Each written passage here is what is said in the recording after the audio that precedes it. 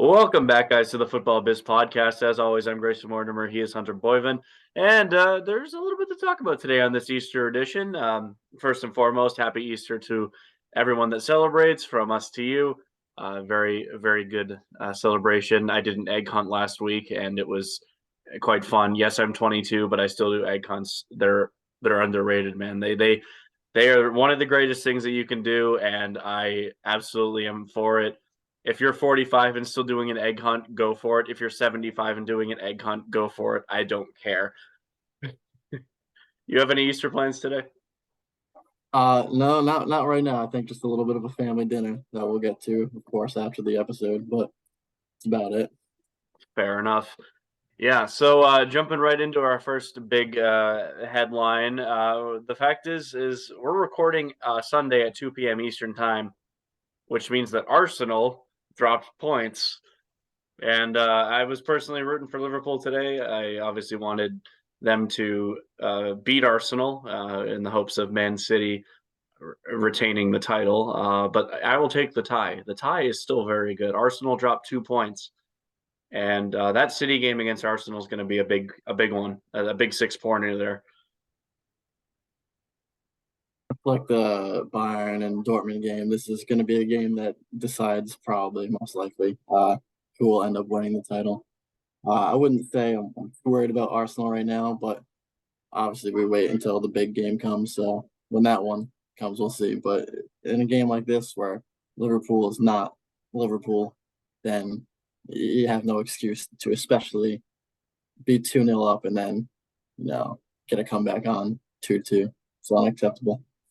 Yeah, absolutely. And obviously, there was a questionable penalty call in this game. I didn't see it myself, but from what I heard, it was kind of one of those fringe ones where really it's in the judgment of the referee. He was confident in what happened, uh, and I think it could be one of those cases too where it's ball don't lie, and Mo Salah missed.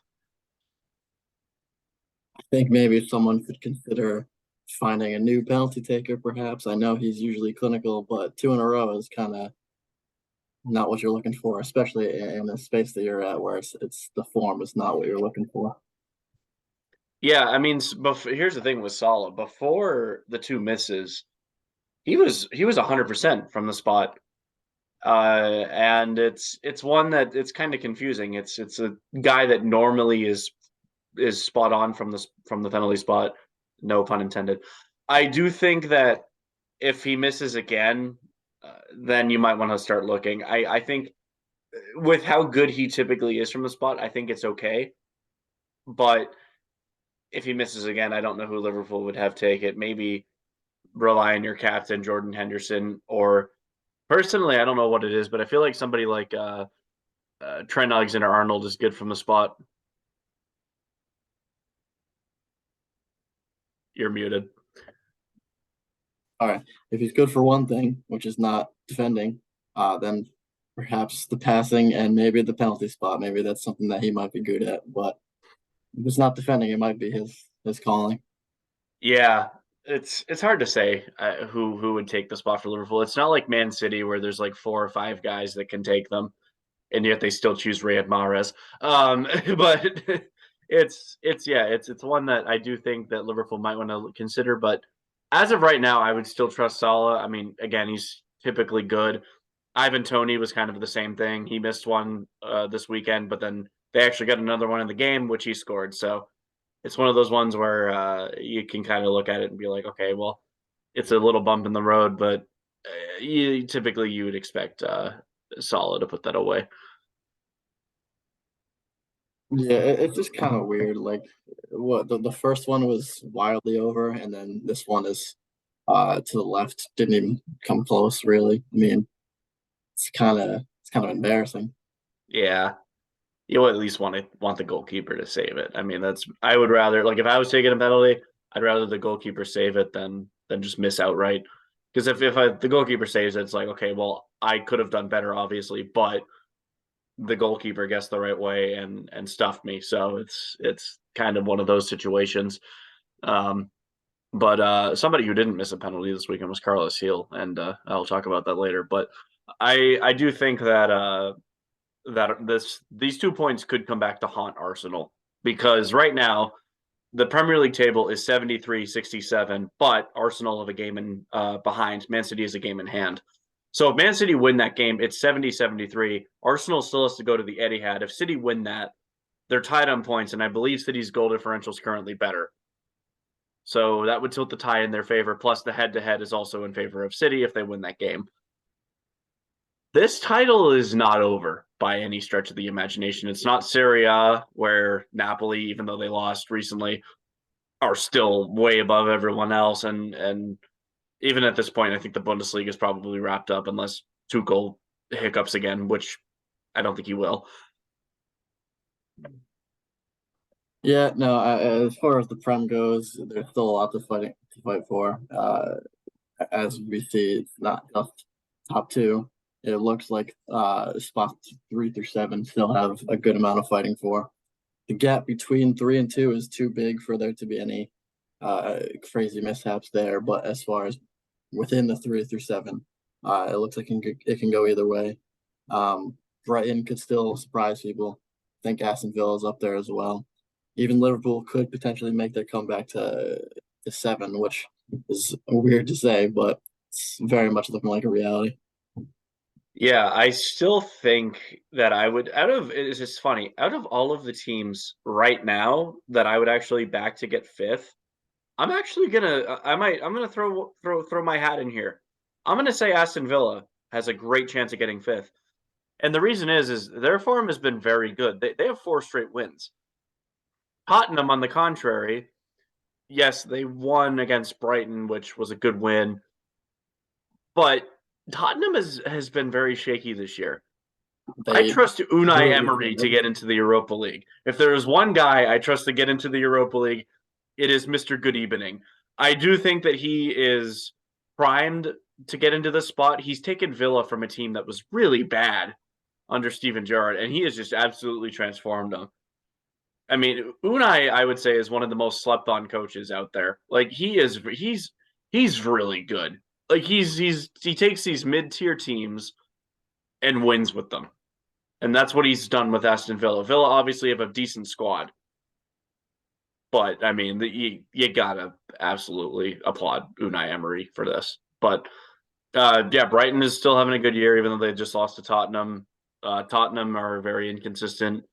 Man U has been pretty inconsistent as well, but I would still back them to get the Champions League. Newcastle, I think, is gonna get third, um, over 5 straight wins for them. So I don't see them slipping. And in big fashion too. I think the last one was 5-1, or maybe that was the game before. But either way, they've won their last two. They beat United recently, I believe. Um, Yep. so yeah, they're looking pretty good. If not 3, then 4, but top 4 for sure. Yeah, they beat United 2-0. They beat West Ham 5-1, and then I believe they just beat Brentford as well. So none of those are easy teams. I mean, those are all top half teams. So it's except for West Ham, sorry. But there's still an away match where they had to travel to London. So I mean, that's yeah. Newcastle, honestly, they're turning around. I think having Isak back is crucial. He looks the player that they bought. Great form. Yeah, he's been in great form, but he also it's not even when he doesn't score, it's just like he's always a threat. And I think next year give him a full healthy season. I mean, I don't see any reason why he can't get 20 goals. I mean, he's I'm backing him that much. But speaking of good coaches, Eddie Howe is absolutely phenomenal as well. Out like the thing is a lot of English coaches are obviously overhyped. Eddie Howe's the one I think that holds up the talk. Like he's just a good coach. And if there's one English coach that I would hang my hat to, it's him. Yeah, English coaches, it's not for everyone. Obviously, Chelsea, it's not looking good. Love Frank Lampard as a player, a legendary player, but you see it didn't work before. It's obviously not going to work again, even if you have better players now. That's just it wasn't a good fit, and I think they should have seen that. Yeah, absolutely. I think as a caretaker, Frank Lampard's fine, but definitely I don't blame Chelsea for still looking for a permanent permanent coach, I do think that that is better for them. I think somebody like Enrique or Nagelsmann would be much better. Which, if Nagelsmann went to Chelsea, that's kind of ironic because Tuchel's now at Bayern, and if Nagelsmann goes to Chelsea, they kind of swapped a little bit later. But if I was Nagelsmann, I'd rather still go to Chelsea over Tottenham. So if it came down to that, I would want to do that. But Absolutely. yeah, Yeah, I I want can't something fault him good for that. for Nagelsmann, but we'll see what happens in the coming weeks whenever they decide. Yeah, for sure. Um, and it's hard to say if Nagelsmann would want to go to Chelsea, but uh, he'll have spending power, so there is at least that. The final game you want to talk about for the Prem is Man City did beat Southampton 4-1. Uh, Pretty straightforward game for them. Erling Haaland scored two, including a very nice goal, which we'll talk about later. But confident win for City. I don't see them slowing down at all. I think they're finally figuring themselves out. Jack Grealish has actually looked good. um, like if there's one guy that's really emerged for City this last probably since the World Cup, it's been Jack Grealish. And honestly, I didn't love the signing when we got him, but I think he's finally showing why Man City were willing to spend as much as they did on him because his link up play with Holland has been really good.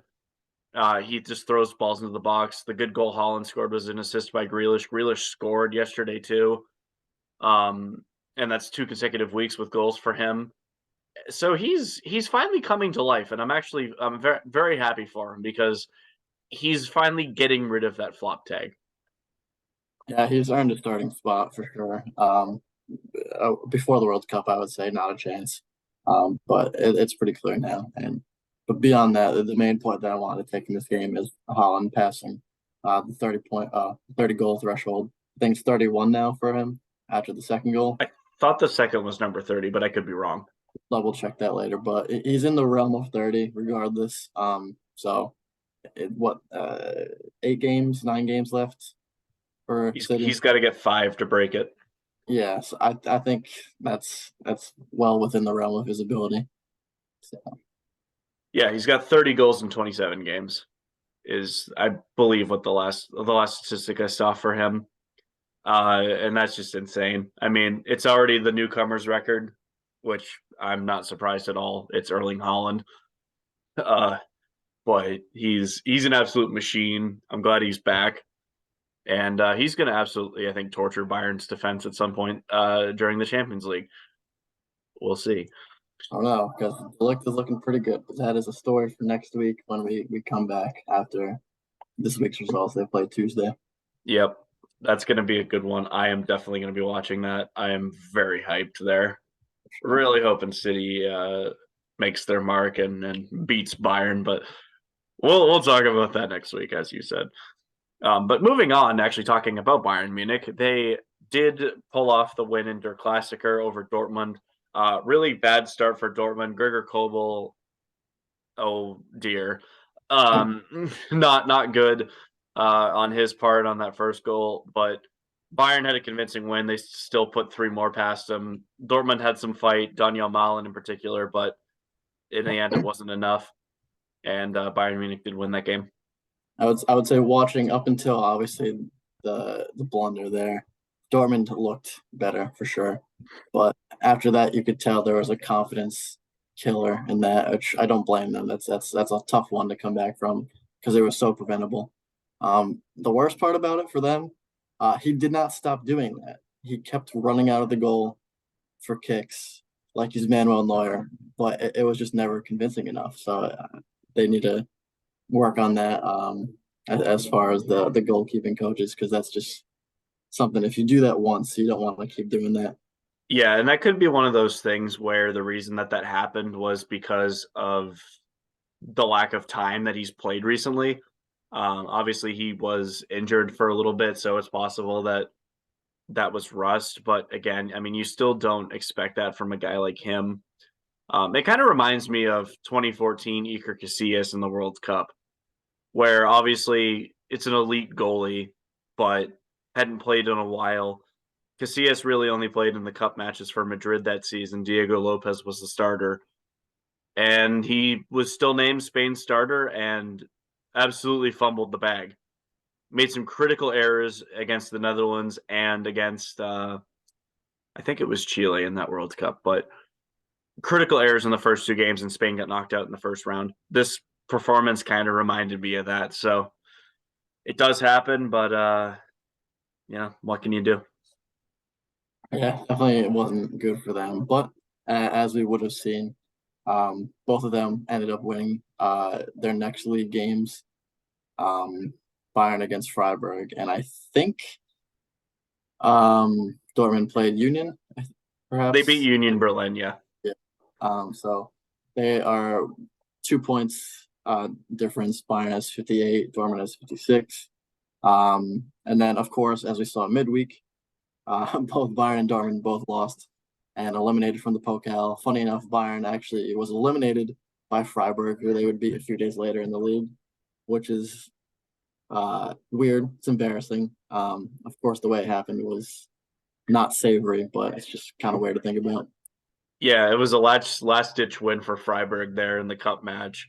I found that funny, but then Dortmund lost the next day. So what can you say there? But at least I will say this: at least Dortmund lost to Leipzig, who is a lot better than Freiburg. Definitely more embarrassing for Bayern Munich in this instance, but regardless, not good for either team. They're both out, so the Pokal will have a new winner. My guess is Leipzig is the favorite. I wouldn't put it past them. There's a lot of quality in that team. Guys like Nkunku, Konrad Leimer, who both won't be there next year, but still there this year, and they will be flying high, I think, and I wouldn't put it past them to win the DFB Pokal. I think Timo has been in pretty decent form lately, so he's also one to look out for. The Timo Werner redemption arc, aka he's only good in the Bundesliga. It happens. He's not even good nationally either. It's very strange. So whatever, he can have his fun there. Yeah, it happens. I mean, he's a good player. I think he was kind of snake bitten when he was at Chelsea. He would get into the right areas, get into the right spots, but then he just couldn't finish. So I don't know. It just seems to happen to some guys. It could also have been Chelsea just being cursed, but I I don't know. It's hard to say for Timo there, but he's back. He's good for Leipzig, and that's all that matters. So we're happy for him there. But yeah, moving on to La Liga. So Barcelona did win this last weekend, but Madrid beat Valladolid and also lost to Villarreal. Real Madrid has been horribly inconsistent in La Liga this year. Really, some games that they should have won. This being one of them. Uh, Chukwueze had a great game for Villarreal, scored twice. So I mean, can't really fault Madrid there for a good performance from one guy, but still, it's a game Madrid probably should have won. Um, but yeah, I mean, there was a big headline after this game though. Is there was an altercation between Fede Valverde and a Villarreal player. Apparently, the Villarreal player said something about the fact that Valverde's family had a scare of a miscarriage in February.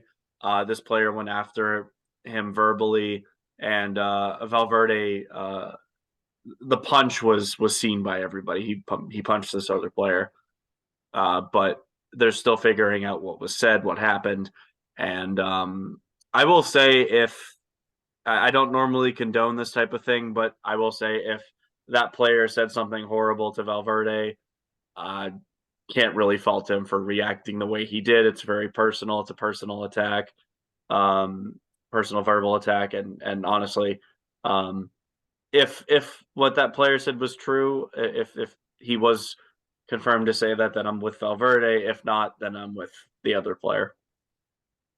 It's a tough one to call because obviously it's going to be only really known between the people who are in the vicinity there. So it's a tough call to make, but I agree. If it's true, then free reign to Fede. But if not, then that's a slippery slope. Yeah, it's a really tough situation. It's one that I don't like to hear about. You never want to see that in the game. Like obviously it's two teams that are in a mid-game battle, but in the end of the day, you're doing the same thing as the other team is. You're trying to beat beat the other team.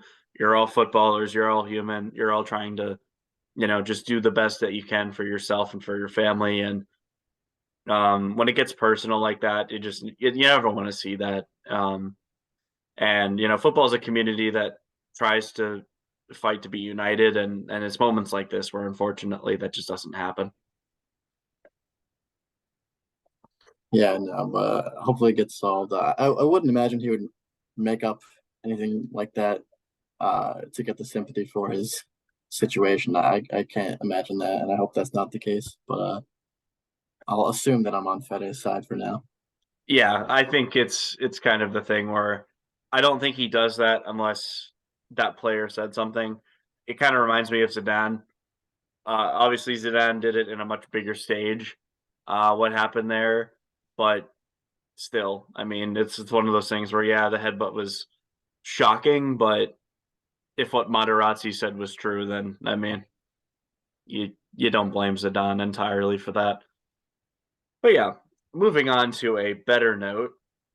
So that was La Liga, but now we're going to talk about the cup match that happened in the. I can't think of. I'm like blanking on the name of the cup. It's not the Super Copa, but it's the other one. Um, I'm blanking on the name. Why am I doing this? This is really bad. But the Spanish Cup had a match. It was Real Madrid against Barcelona. And this was at the Camp Nou. Barcelona had a 1-0 lead going into this match on aggregate. But Madrid decided that they did not care. They absolutely went into this and destroyed Barcelona. The Copa del Rey, that's the name of the cup. I don't know why I couldn't think of it, but it just happens. Maybe it's the weekend. I don't know. But Madrid goes into Barcelona and absolutely rips them apart. Karim Benzema scored a hat trick on the ground, which is almost unheard of from a away team in the Camp Nou. And I mean that ground of 100,000 was just absolutely silenced, and it was beautiful. Tough watch, and can't say it was one that was expected. Even if Madrid were to come back and win, because 1-0 down is not the craziest thing ever. 4 is ridiculous, and at their home stadium too. So, um, and then of course go on to play the game against Villarreal, and then everything just falls apart. The week of football has been very weird and inconsistent. But Madrid got the win. They're on to the next one. So Yep, they're actually in the final now against Osasuna, so Madrid should win the Copa del Rey. I say should because again they've been horribly inconsistent this year, but in the cup matches outside of the one that was played in Saudi Arabia, I believe that was the Super Copa de España. Outside of that one, I mean the Champions League they've been lights out. They're going to beat Chelsea, and the Copa del Rey. I mean they've been almost flawless. So, and this is a competition that Madrid do care about because they have not won this since 2014 when Gareth Bale made Mark Bartra look like a snail compared to a rabbit.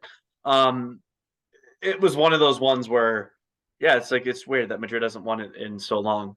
So they're absolutely going to be hungry to win this, and I don't see any reason why they shouldn't. yeah, I mean, again, this is a week of coulda, shoulda, wouldas for every team. So honestly, I'm not gonna say it's guaranteed, but you would expect Madrid to do their job here.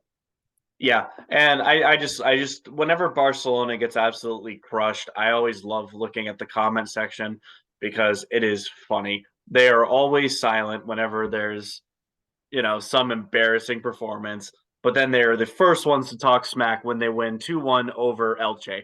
It doesn't matter. Like, it does not matter. It's like, guys, you just lost 4-0 to your biggest rival in your own stadium. Your goalkeeper's conceded as many goals against Madrid this season as he has against every other La Liga team combined. Like, The weakness. it just says how two-sided La Liga is this year. It's literally two teams.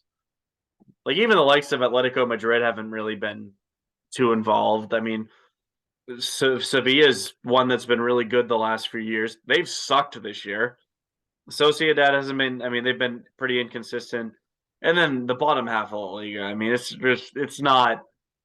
It doesn't have the same quality as some other leagues. I mean, there's teams there that really. I mean, they would get relegated easily in the Premier League or even the Bundesliga at this point. Like it's not good.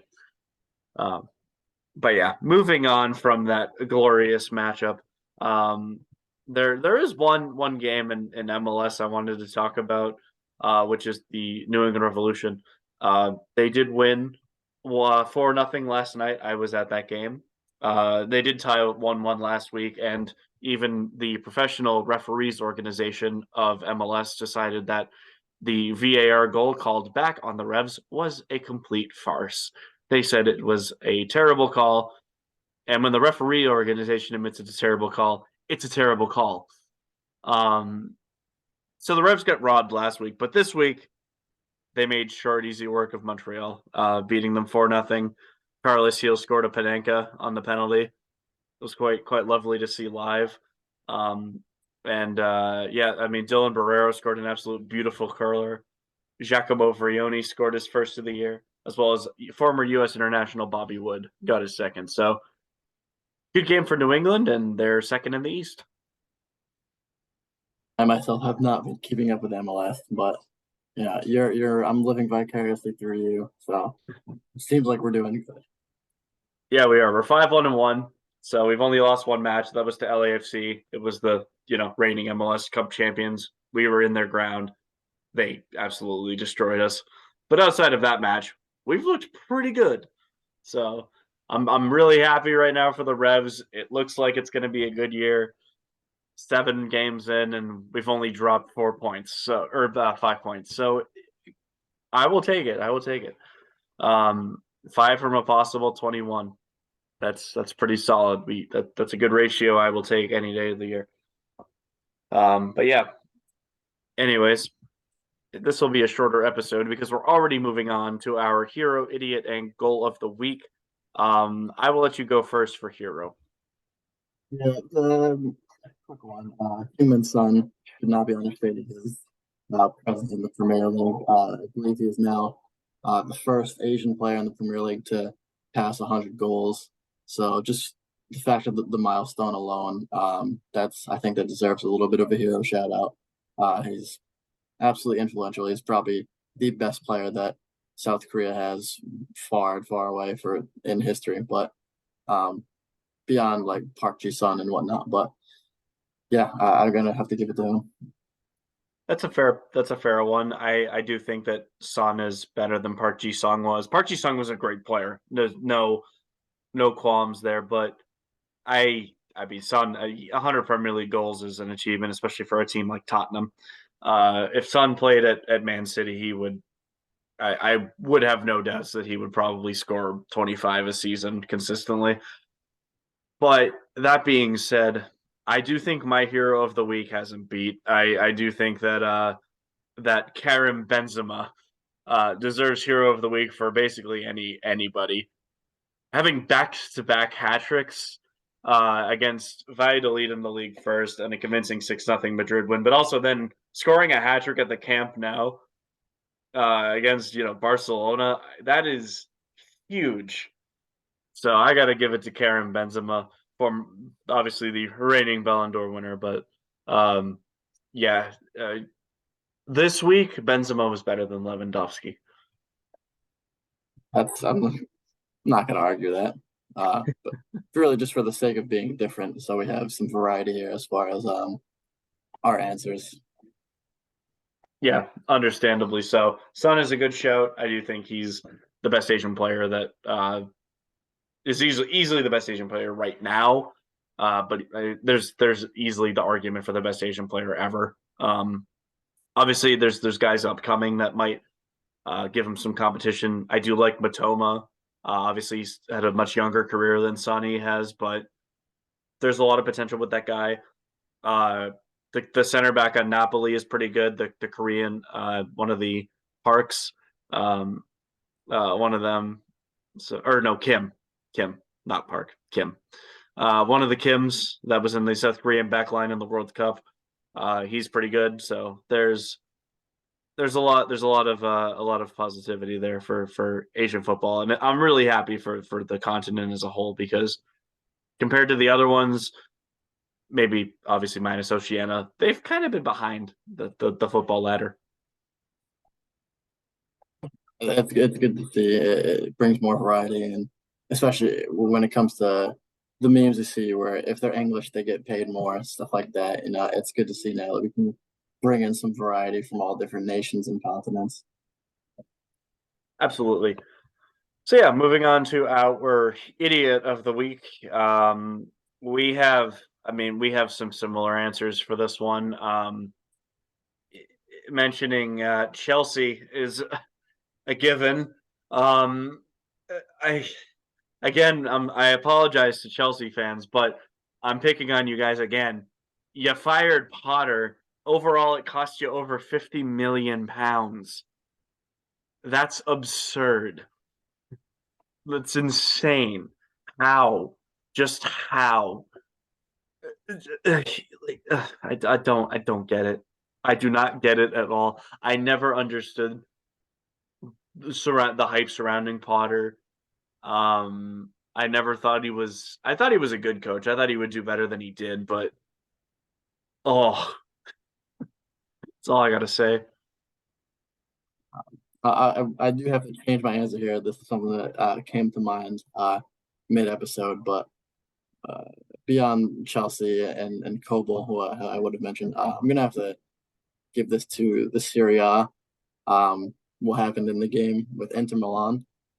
Um, we had the fans spouting racial abuse toward Lukaku, which you may or may not have heard. Um, and he reacted to the fans, and as a result of his reaction to the fans, he gets a red card. So, not really sure what's going on there. I don't see how that's even close to acceptable. But yeah, that's just not really what we should be aiming for. That's kind of ridiculous. I didn't actually hear about that one, but that is a completely good shout for this, and it. I would say that beats Chelsea's mismanagement of their financials. And similarly, there was a case in MLS this week as well, actually, where San Jose Earthquakes player Jeremy Abobasi was not even racially abused by fans; he was racially abused by another player, alleged to have. And in these types of instances, I usually like to go with the player that claims it because why would they otherwise? There's not really a point otherwise. So I fully believe Abobasi on this one. And then I'll also give a shout out to the Villarreal player that Valverde hit in the face. It's kind of just it relates back to the topic of like it's really just these shameful acts that happen in football, and it's really something that the game, the referees organization in this case for Lukaku, um, has to do better at. Um, and it's one of those ones where I think they should have followed the protocol where you take the players off for a few minutes, and then once the abuse stops, you send them back on, and if it continues, then eventually abandon the match. It, Terrible mismanagement by the referees of Serie A, and yeah, I wholeheartedly agree. It's a problem that in the Syria it just keeps happening.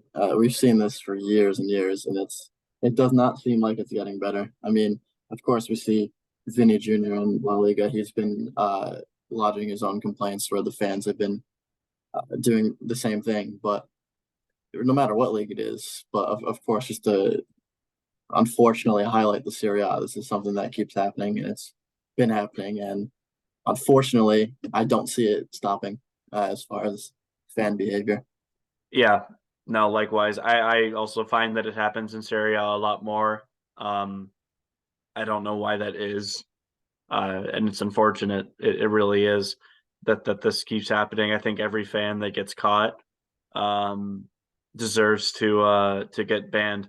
I actually it's happened everywhere too. When I was actually at the Dortmund game, there was a fan cheering something and shouting at a player, and he was racially saying racial stuff. Now, obviously, he was in the very high up levels of the yellow wall, so I don't think the player would have heard it. But if I spoke German, I would have absolutely reported him. It's one of those things where I didn't really want to make anything out of it because of the language barrier. But if it was here, I absolutely would have done it. I would have done something about it.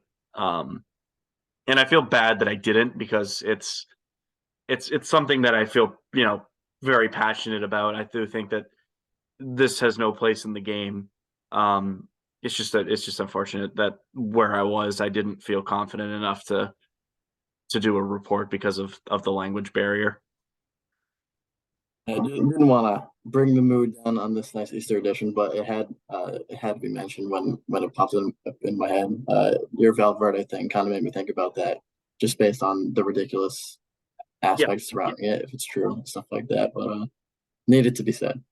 it did need to be said, and it's one of those things where yes, it does bring the mood down whenever that conversation happens, but it has to happen because it's one thing that the game really needs to fix. And I'm happy that we are talking about it because it does deserve to be mentioned. It should be mentioned as much as possible. Obviously, we're a very small podcast, so probably not many people will see this, but even so, the fact that it's mentioned, is all the more better. Um, but yeah, we'll move on to the better segment, which is goal of the week. There's a bunch of different ones that we could choose. I personally was between two. I was gonna pick Benzema, but then I saw Holland's yesterday. Benzema's was very nice. It was a kind of a bicycle type of flick into the corner to complete the hat trick. Fantastic goal. But I got to go with Holland's scissor kick. I mean, that thing was fantastic. I loved watching that. The amount of skill that takes is absolutely immense. So I got to give it to the big Norwegian giant Erling Holland. No complaints there. Again, just for the sake of being different, but I would have chosen that as well. That's a good one. Gonna have to give mine a double one between Mathis Delict, who just had a beautiful long shot, kind of nice little curve toward the right. Keeper had no chance, and it was the only goal in that game. There was a 1-0 win for Bayern, and then a similar goal outside the box, Michael Keane, which came in the 90th minute, something like that, to draw against Tottenham, which everyone loves to see that. So I did see the Michael Keane goal. I didn't see Delict's, unfortunately, but I did see the Michael Keane one. That was a very nice goal. Definitely deserves a shout. I do think that I'm gonna stay with Hollins on this one because I do think that the amount of skill that takes is so much. I mean, Keane's was a good goal. There's no discrediting it. Lloris couldn't save it, and that's actually the one area where he's normally good at saving stuff is when it's high. Um, he didn't even move. But I mean, Holland's just it took the amount of skill that it takes to pull off a scissor kick like that is just uh and that's a nice type of goal where it's just absolutely shuts up the people that say he's a tap in merchant. or got behind that argument. Like obviously he's gonna have tap ins. That's just kind of how it works. But there's so many instances where that's not the case. But it's just football fans. That's how it works. Yeah, absolutely. Um but yeah, that will do it from us this week. It was a short episode, but we want everyone to enjoy their Easter. Just to quickly summarize, we talked a little bit about Arsenal dropping points to Liverpool, Newcastle winning again, as well as Man City being on an absolute tear. Bayern Munich looked primed to win the Bundesliga after winning their Klassiker, but both them and Dortmund lost in the DFB Pokal. La Liga, Barcelona continued their dominant league form, but once again can't do it against Madrid in the Cup. Madrid winning 4-0 at the Camp Nou to win on aggregate 4-1. We talked about the New England Revolution's run in MLS, which has been fantastic, as well as our hero, idiot, and goal of the week. Got into a bit of an important discussion on idiot of the week, but as we kind of mentioned in the episode, that those discussions absolutely have to happen. From us to you, happy Easter to anyone who celebrates. It's always a good time. As I talked about at the beginning, egg hunts are fun, but whether or not it's egg hunts, going to church, or whatever, absolutely hope everyone enjoyed their Easter and got to celebrate with their families. Well, that'll do it from us. As always, I'm Graysen Mortimer, Monkey Boyvin. and we will see you next time.